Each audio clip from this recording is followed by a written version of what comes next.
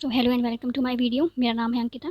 Today's video is very different from my regular vlogs. आज मैं आपके साथ एक बहुत ही इंपॉर्टेंट और सीरियस बात शेयर करने जा रही हूँ, जो कि रिसेंटली मेरे पापा के साथ हुई एक ऑनलाइन साइबर फ्रॉड, जिसमें उनके बैंक अकाउंट से 45,000 प्लस रुपीज़ कट गए। और ये वीडियो इसलिए बना रही हूँ ताकि ये जो चालाकी मेरे पापा के साथ हुई वो आप लोग के साथ ना हो, और आप लोग सतर्क रहें, आपके पेरेंट्स सतर्क रहें और इस ऑनलाइन स्कैम से बचें। तो सबसे पहले क्या हुआ, तो ये 30 जून की बात है। 30 जून को पापा के व्हाट्सएप में एक इलेक्ट्रिसिटी डिपार्टमेंट MPEB के नाम से एक मैसेज आया। उसमें लिखा था कि IVRS नंबर अपडेट नहीं है, आप उसे तुरंत अपडेट करो, नहीं तो रात को 9:30 बजे आपकी लाइट काट दी जाएगी। फिर नीचे उसी के नीचे एक कॉन्टैक्ट नंबर दिया था, जिसमें उस व्यक्ति का नाम लिखा था दीपक अग्रवाल। पापा ने फ़ौरन उस नंबर पे कॉल किया और फिर बोला कि मैं आपको एक लिंक भेज रहा हूँ, एक मतलब फॉर्म, आप उसको फिल कर दो और 12 रुपीज़ उसमें वो रहेगी फ़ीस, उसको आप कर दो। फिर उन्होंने पेटीएम से पेमेंट किया, लेकिन वो 12 रुपये वाला पेमेंट फ़ेल हो गया। फिर उसने कहा आप डेबिट कार्ड से करो। पापा ने डेबिट कार्ड की इन्फॉर्मेशन फिल की और पिन नंबर डाला। वैसे उनके बैक टू बैक ट्रांजेक्शन होने लगे, 5-5 हज़ार करके।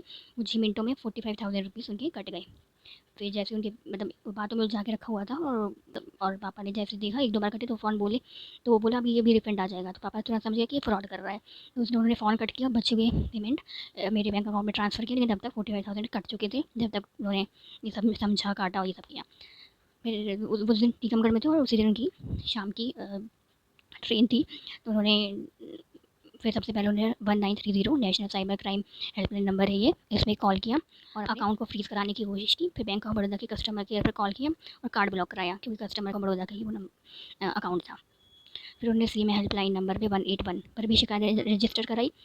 फिर वो जब फिर भोपाल आ गए थे वो नेक्स्ट डे। फिर वो पुलिस स्टेशन गए, वहाँ उन्हें पुलिस वालों से FIR लिखने को कहा, तो उन्होंने पुलिस वालों ने पहले मना कर दिया और बोला सिर्फ एप्लीकेशन दे दो। मतलब वहीं पर साइबर सेल भी थी, पुलिस के ही साथ होने लग गया वहीं पर स्टेशन में ही। तो उसने कहा एप्लीकेशन दे दूँ। तो फिर 5-6 दिन पापा लगातार उनको बोलते रहे, प्रेशर करने के बाद फाइनली उन्होंने FIR रजिस्टर करी।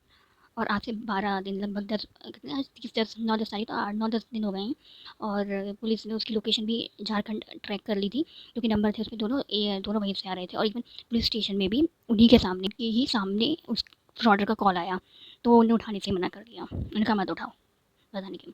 तो फिर बाद में पापा ने एक बार कॉल भी किया, तो वो बोला आ जाएगा, मतलब उसी दिन बात हुई थी जिस दिन उसकी नेक्स्ट डे बात हुई थी, तो बोला था आ जाएगा रिफंड, आ जाएगा रिफंड। मतलब उसका मोबाइल तक चल रहा था, उसका एक्टिव था।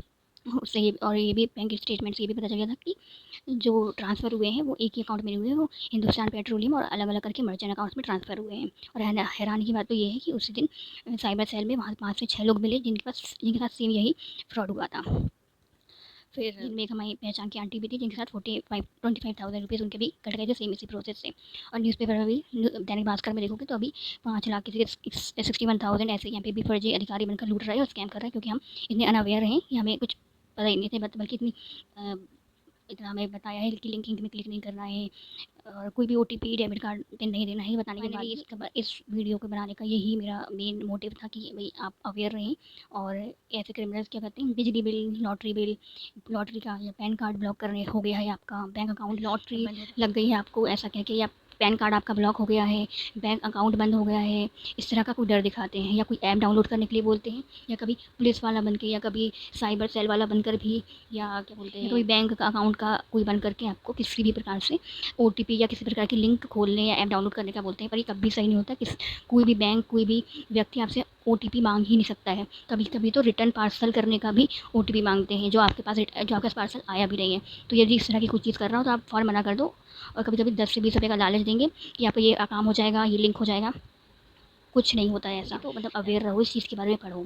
तो कभी भी इस तरह के अनजान लिंक पे क्लिक मत करो, ना कभी पिन कार्ड डालो। बिजली काटने या अकाउंट बंद होने का डराएंगे, या इसे इग्नोर करो। और जब भी अगर यदि गलती से भी आपके साथ ये फ्रॉड हो जाए, तो सबसे पहले 1930, जैसे मैंने बताया है, 1930 CM हेल्पलाइन नंबर 181 पर अपनी सॉरी कंप्लेन रजिस्टर कराएं, दोनों नंबर पर फ़ौरन। तो in short, stay safe and stay alert. Thank you so much.